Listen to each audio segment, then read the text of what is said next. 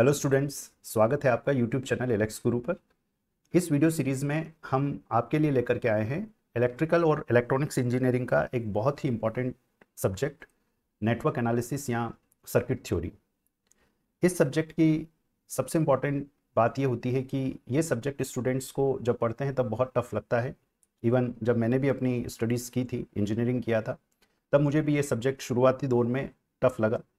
लेकिन जब आप इस सब्जेक्ट को बेसिक्स के साथ बहुत अच्छे से समझ लेते हैं तो उसके बाद ये सब्जेक्ट बहुत आसान हो जाता है और कई बड़ी बड़ी इंपॉर्टेंट एग्जाम्स में ये आपको बहुत हेल्प करता है। क्योंकि जब भी आप किसी भी पर्टिकुलर एग्जाम की बात करते हैं, वो इलेक्ट्रिकल इंजीनियरिंग से रिलेटेड है या इलेक्ट्रॉनिक्स इंजीनियरिंग से रिलेटेड है, पब्लिक सेक्टर के एग्जाम्स हैं, जैसे आप एनटीपीसी, बेहल, डीआरडीओ या बार्क की कोई एग्ज़ाम फाइट कर रहे हैं, या आप आपके पीजी ग्रेजुएशंस के पोस्ट ग्रेजुएशंस के लिए अगर आप गेट एग्ज़ाम में अपेयर होना चाह रहे हैं, तो उस कंडीशन में भी आपको इस सब्जेक्ट के क्वेश्चंस हमेशा मिलेंगे। और कई बार स्टूडेंट्स को ये क्वेश्चंस चैलेंजिंग लगते हैं क्योंकि उनके बेसिक्स क्लियर नहीं होते। तो मैं इस पर्टिकुलर वीडियो सीरीज़ में आपको नेटवर्क एनालिसिस या सर्किट थ्योरी के बेसिक्स से लेकर के एडवांस लेवल तक जितने भी क्वेश्चंस हो सकते हैं, उन सभी क्वेश्चंस को, उन सभी टॉपिक्स को मैं स्टेप बाय स्टेप कवर करूंगा। इस वीडियो लेक्चर में हम रेजिस्टेंस, इंडक्टर और कैपेसिटर के वो बेसिक्स समझने वाले हैं जिन बेसिक्स को हम यूज़ करके आगे की पूरी कहानी बनाएंगे।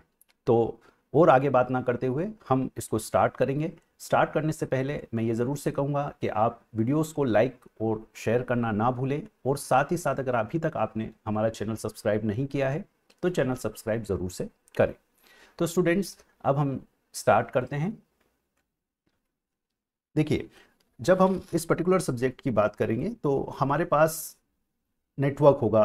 नेटवर्क का अगर हम मीनिंग समझना चाहें तो हम ये कह सकते हैं कि एक इंटरकनेक्शन होगा कंपोनेंट्स का, एक मीनिंगफुल इंटरकनेक्शन हम कह सकते हैं। नेटवर्क को अगर हम डिफाइन करना चाहें तो हम कह सकते हैं कि नेटवर्क एक मीनिंगफुल इंटरकनेक्शन होता है कंपोनेंट्स का। और जब मैं कंपोनेंट्स की बात करता हूं तो कंपोनेंट्स में बेसिकली क्या है, कौन कौन से कंपोनेंट्स हमें मिलेंगे। कंपोनेंट्स जब हम देखते हैं तो नेटवर्क में हमारे पास रेजिस्टेंस, इंडक्टर, कैपेसिटर, ये मेन तीन कंपोनेंट हमें देखने को मिलेंगे, प्लस कुछ सोर्सेज आपको देखने को मिलेंगे। तो कुल मिलाकर के हम ये कह सकते हैं कि अगर मैं इन तीन कंपोनेंट्स को समझ लूँ अच्छे से, सोर्सेस क्या होते हैं ये अगर मैं अच्छे से समझ लूँ, तो मुझे नेटवर्क समझना बहुत आसान हो जाएगा। तो इस पॉइंट को दिमाग में रखते हुए कि हमारा जो सर्किट है, नेटवर्क को हम कई बार सर्किट भी बोलते हैं जब हम इलेक्ट्रिकल और इलेक्ट्रॉनिक्स इंजीनियरिंग के नेटवर्क्स की बात करते हैं, तो यहाँ पर हम इसको सर्किट थ्योरी भी बोल सकते हैं, सर्किट एनालिसिस बोल सकते हैं, नेटवर्क एनालिसिस बोल सकते हैं। तो यहाँ पर देखिए, मैं सबसे पहले बात करना चाह रहा हूँ सर्किट एलिमेंट्स की। और जो सर्किट एलिमेंट्स में यहाँ पर इंपॉर्टेंटली कंसिडर करना चाह रहा हूँ, इनको आप नेटवर्क एलिमेंट भी कह सकते हैं। तो जो सर्किट एलिमेंट्स में इंपॉर्टेंटली यहाँ पर कवर कर रहा हूँ वो तीन हैं, एक रजिस्टर, इंडक्टर और कैपेसिटर।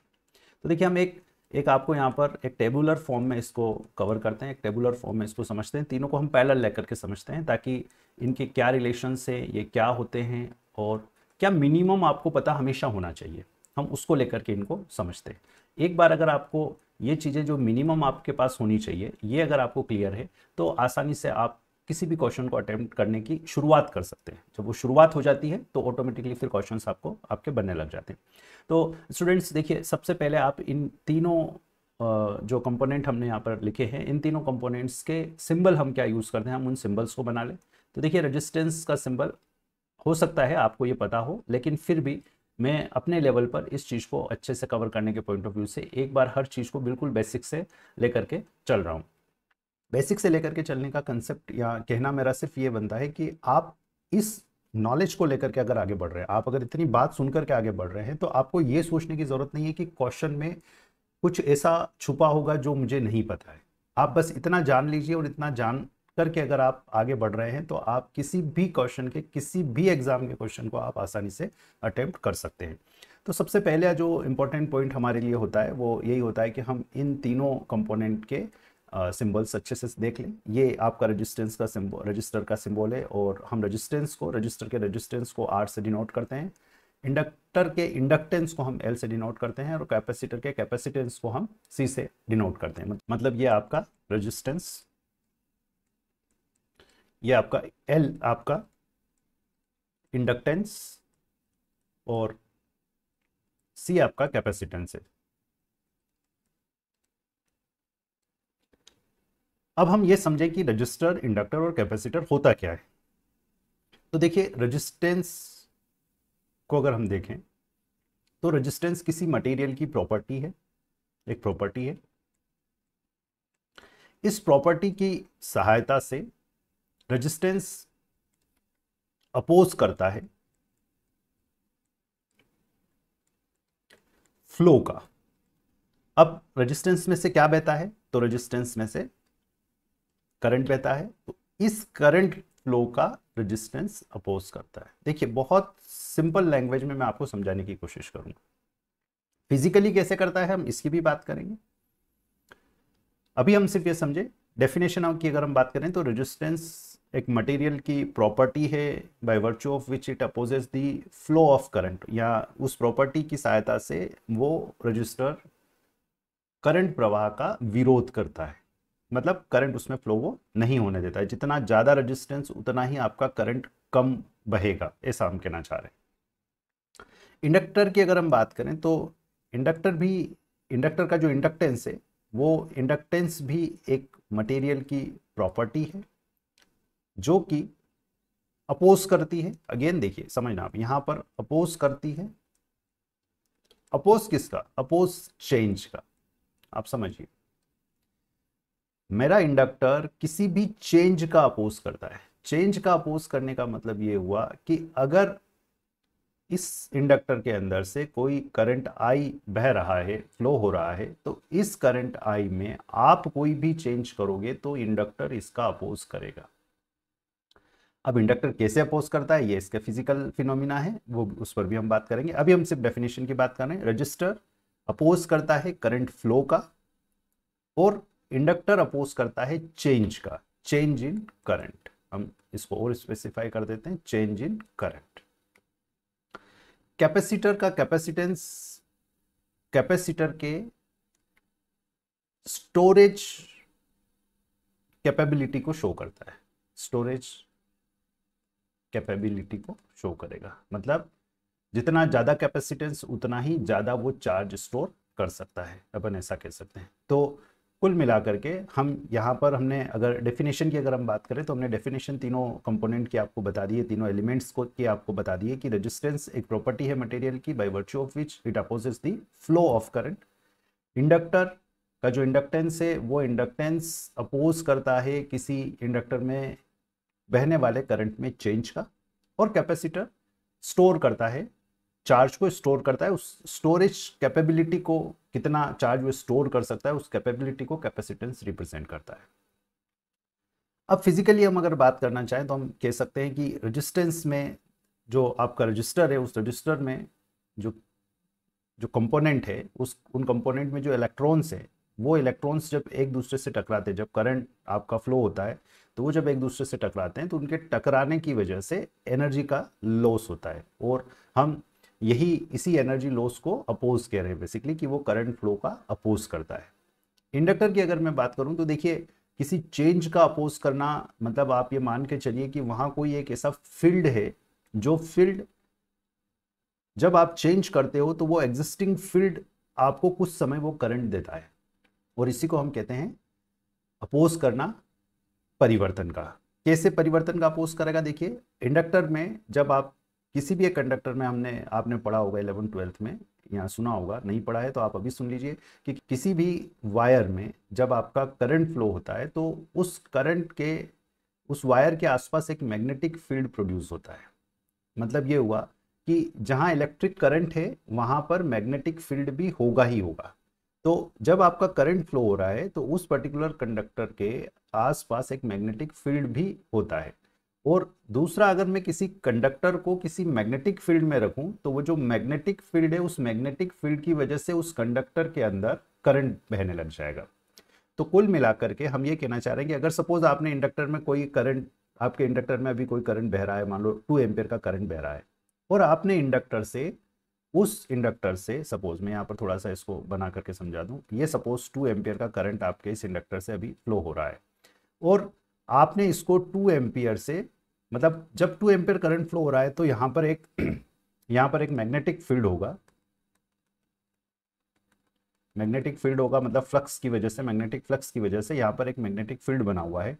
और अगर आपने इस 2 एम्पियर को 0 एम्पियर किया, सपोज हटाया, तो आपको ये जो मैग्नेटिक फ्लक्स है, मतलब हम ये कहना चाह रहे हैं कि जब आपने सोर्स हटा लिया तो करंट हट गया, लेकिन करंट हटने के स्थिति में भी, सोर्स हटाने की स्थिति में भी अगर आप इसको कनेक्ट करते हैं तो आप देखेंगे कि आपका एक कंडक्टर मैग्नेटिक फील्ड में है, और ये मैग्नेटिक फील्ड अभी इसके ऊपर एग्जिस्ट कर रहा है। जो मैग्नेटिक फील्ड ये था, ये अभी भी एग्जिस्ट कर रहा है। तो इस मैग्नेटिक फील्ड की वजह से आपको इस कंडक्टर में, जब तक ये मैग्नेटिक फील्ड है तब तक आपको ये करंट मिलेगा। फिर मैग्नेटिक फील्ड खत्म हो जाएगा तो ये करंट भी खत्म हो जाएगा। मतलब इनिशियली आप ऐसा कह सकते हैं कि इंडक्टर में जब आपने चेंज किया तो कुछ समय आपको वो करंट मिलता रहेगा, इसीलिए हम इसको बोलते हैं कि ये अपोज करता है किसी भी चेंज का। ये आपने उसको 2 से 0 करना चाहा, लेकिन ये कुछ समय 2 एम्पियर आपको देगा।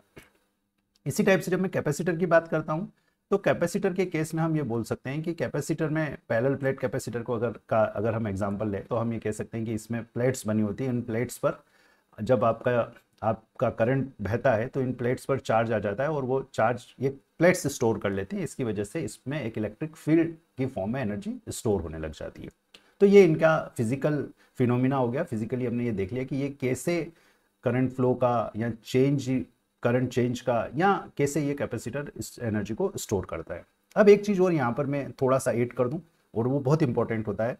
इन तीनों कंपोनेंट्स के लिए अगर मैं अब ये देखना चाहूँ कि ये तीनों कंपोनेंट्स, जो मेरा रेजिस्टेंस, इंडक्टर और कैपेसिटर है, इनमें से कौन सा कंपोनेंट एनर्जी स्टोरिंग कंपोनेंट है और कौन सा कंपोनेंट एनर्जी डिसिपेटिंग कंपोनेंट है, मतलब जिसमें एनर्जी का हास हो रहा है और जिसमें एनर्जी आपका स्टोर कर रहा है एलिमेंट। तो यहाँ देखिए, अभी जो हमने एक्सप्लेनेशन देखा या समझा, उस एक्सप्लेनेशन से मैं ये कह सकता हूँ कि यहाँ पर एनर्जी डिसिपेट होगी। डिसिपेट कैसे होगी एनर्जी का हास होगा। क्यों एनर्जी डिसिपेट होगी? एनर्जी डिसिपेट इसलिए होगी क्योंकि यहाँ पर अभी हमने कहा कि अंदर जब आप फिजिकली उसको देखेंगे तो जो इलेक्ट्रॉन्स है वो इलेक्ट्रॉन्स एक दूसरे से टकरा करके एनर्जी को यहाँ पर क्या करेंगे, कम करेंगे। उनकी जो स्पीड है, जो वेलोसिटी है, उस वेलोसिटी से जब वो किसी दूसरे इलेक्ट्रॉन से टकराएगा तो उनके कोलिजन से आप कह सकते हैं कि एनर्जी का लॉस होगा, और उस लॉस की वजह से हम कह सकते हैं कि रजिस्टर आपका एक एनर्जी डिसिपेटिंग एलिमेंट है। इंडक्टर पर देखिए स्टूडेंट्स को बहुत कंफ्यूजन होता है, तो आप समझ ले, कंफ्यूज होने की जरूरत नहीं है। आप याद रखें कि इंडक्टर एक एनर्जी स्टोरिंग एलिमेंट है। इंपॉर्टेंट है, आप इसको हमेशा याद रखें कि इंडक्टर आपका एक एनर्जी स्टोरिंग एलिमेंट है। और फर्दर जब आप ये कह देते हैं कि इंडक्टर एक एनर्जी स्टोरिंग एलिमेंट है, तो आपको फर्दर ये कहना पड़ेगा कि कौन से फॉर्म में आपका इंडक्टर एनर्जी को स्टोर करता है। तो इंडक्टर एनर्जी को स्टोर करता है मैग्नेटिक फील्ड की फॉर्म में। तो एनर्जी स्टोरिंग एलिमेंट है, एक इंपॉर्टेंट पॉइंट। दूसरा इंपॉर्टेंट पॉइंट, एनर्जी को कौन से फॉर्म में स्टोर कर रहा है, तो मैग्नेटिक फील्ड के फॉर्म में स्टोर कर रहा है। कैपेसिटर तो देख के समझ में आता है कि ये क्या है, ये एक एनर्जी स्टोरिंग एलिमेंट है। और स्टोर कौन सी फॉर्म में करेगा, तो ये भी समझ में आ रहा है, चार्ज है सीधा, इसलिए हम कह सकते हैं कि ये इलेक्ट्रिक फील्ड की फॉर्म में स्टोर करता है। तो यहाँ ये देखिए कि ये कुछ इंपॉर्टेंट बेसिक्स हैं जो कि आपको पहली स्टेप पर आपको समझ में आ जाना चाहिए कि रेजिस्टेंस, इंडक्टर और कैपेसिटर की जब हम बात करेंगे तो बेसिक मीनिंग क्या होता है, और कौन एनर्जी को स्टोर करता है, कौन एनर्जी को डिसिपेट करता है, क्यों करता है, कौन से फॉर्म में करता है। इन सब प्रश्नों के आंसर आपके पास में होना चाहिए। अब हम आगे बढ़ते हैं, इसी को हम कंटिन्यू करते हैं। हमारा एक रेजिस्टेंस है, एक इंडक्टर है। अब हम इन सिंबल्स के साथ अब आसानी से हम आगे बढ़ सकते हैं। ये आपका R है, ये L है और ये C है। अब देखिए स्टूडेंट्स, जो दूसरा इंपॉर्टेंट पॉइंट है मीनिंग समझने के बाद में, सबसे जो टफ चीज स्टूडेंट्स को लगती है वो लगती है इनके वोल्टेज और करंट के रिलेशंस। तो इस फर्स्ट लेक्चर में हम कुछ एक गुरु मंत्र जैसा आपको कहेंगे, आप इसको दिमाग में सेट कर लें कि अगर ये रेजिस्टेंस है और इस रेजिस्टेंस से बहने वाला करंट I है और इस रेजिस्टेंस पर वोल्टेज V है, ऐसा ही हम सब पर ले लेते हैं। यहाँ पर बहने वाले करंट I है, वोल्टेज यहाँ पर V है। ये टाइम डिपेंडेंट होगा, हो सकता है टाइम डिपेंडेंट रहेंगे। ये I है और इस पर वोल्टेज V है। तो इनके वोल्टेज करंट रिलेशंस क्या है? अगर आपको ये वोल्टेज करंट रिलेशंस याद हैं तो आपकी गाड़ी कभी भी KCL KVL को लेकर, नोड मेश एनालिसिस को लेकर के कभी नहीं रुकेगी, और जब गाड़ी रुकेगी नहीं तो हम मंजिल पर आसानी से पहुंच जाएंगे। तो यहाँ देखिए, यहाँ पर जो आपको पहला रिलेशन याद करना है वो है V = IR, और इसी रिलेशन से आप लिख सकते हैं कि I का मान होगा V/R। इसको हम ओम्स लॉ कहते हैं। आप लॉज क्या है किसको क्या कहते हैं उस पर भी हमें जाने की जरूरत है। आप सिंपल याद रखिए V is equals to I R. ये कुछ चीजें हैं जो आपको हम ये कह दें कि याद रखिए, यहाँ रटना ही है। V is equals to I R आप रट लीजिए। फिर वोल्टेज इंडक्टर पर जो हम वोल्टेज लेते हैं वो वोल्टेज होता है L D I by D T. अगर टाइम डिपेंडेंट की फॉर्म में लिखेंगे तो यहाँ वी टी लिख लेंगे, यहाँ आई टी लिख लेंगे। तो इंडक्टर पर जो आपका वोल्टेज होगा वो वोल्टेज होगा V is equals to L D I by D T. और इसी इक्वेशन से V is equals to L D I by D T से आप इंटीग्रेट करके देखिए, अगर आप दोनों साइड को इंटीग्रेट करेंगे तो इधर integration we T D T हो जाएगा, इधर L D I by D T को जब आप इंटीग्रेट करेंगे तो इंटीग्रेशन डिफरेंशिएशन कैंसिल होने की वजह से सिर्फ आई बचेगा। तो उस आई को अगर मैं यहाँ लिख दूँ तो आई टी हो जाएगा आपका 1/L, एल उधर जाएगा इसलिए 1/L integration we T D T. Time चूंकि हम इंटीग्रेट कर रहे हैं तो टाइम का फंक्शन बताने के लिए हमने उसको टी से रिप्रेजेंट कर दिया। तो देखिए इसी से आपने ये बनाया है, इसी से आपने ये बनाया है, मतलब टोटल 6 रिलेशंस आपके सामने रहेंगे। उन 6 रिलेशंस में से 3 याद है तो आप बाकी 3 बना सकते हैं। कैपेसिटर पर जो वोल्टेज होता है वो वोल्टेज होता है 1/C integration I T D T. और जैसा अभी हमने आपको बताया, इसको अब आप डिफ्रेंशिएट कर लीजिए। तो डिफ्रेंशिएट अगर आप करेंगे तो इधर डिफ्रेंशिएशन करेंगे तो डिफ्रेंशिएशन इंटीग्रेशन कैंसिल, इससे आपको सिर्फ आई टी बचेगा। ये सी इधर जाएगा तो सी इधर हो गया और ये हो गया D V T by D T. मतलब देखिए आप इस चीज को समझ ले बहुत अच्छे से कि जब हम रेजिस्टेंस और इंडक्टर और कैपेसिटर की बात करेंगे तो अगर ये रिलेशंस आपको दिमाग में फिक्स हैं, ये 6 रिलेशंस अगर आपके दिमाग में फिक्स है तो मैं आपकी गाड़ी कहीं नहीं अटकने दूंगा। तो आप सबसे पहला काम, जब भी आप नेटवर्क एनालिसिस की बात करें तो सबसे पहला काम आप आपके दिमाग में इन 6 रिलेशंस को सेट करना शुरू करें।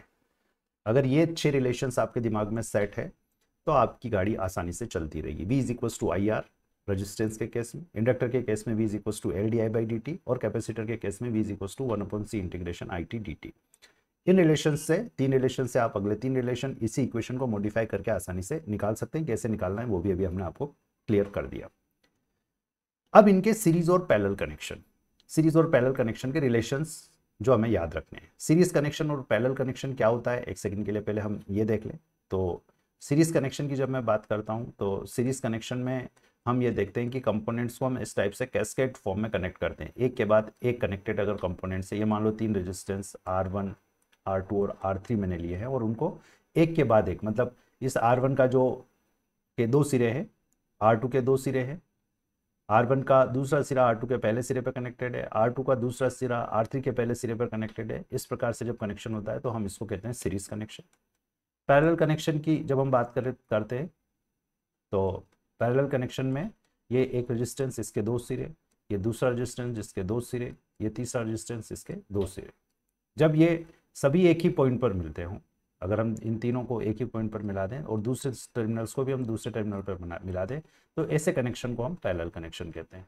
अब यहाँ पर एक इंपॉर्टेंट चीज़ हम समझ लें कि जब मैं पैरेलल कनेक्शन की बात करूँगा, देखिए जब मैं सीरीज कनेक्शन की बात करता हूँ तो मैं करंट यहाँ से देखूँ, अगर मेरा आई करंट है तो करंट जैसा यहाँ से जा रहा है वही करंट मुझे यहाँ मिलेगा, फिर वही करंट मुझे यहाँ मिलेगा, वही करंट मुझे यहाँ मिलेगा, मतलब सीरीज में आपका करंट सेम रहेगा।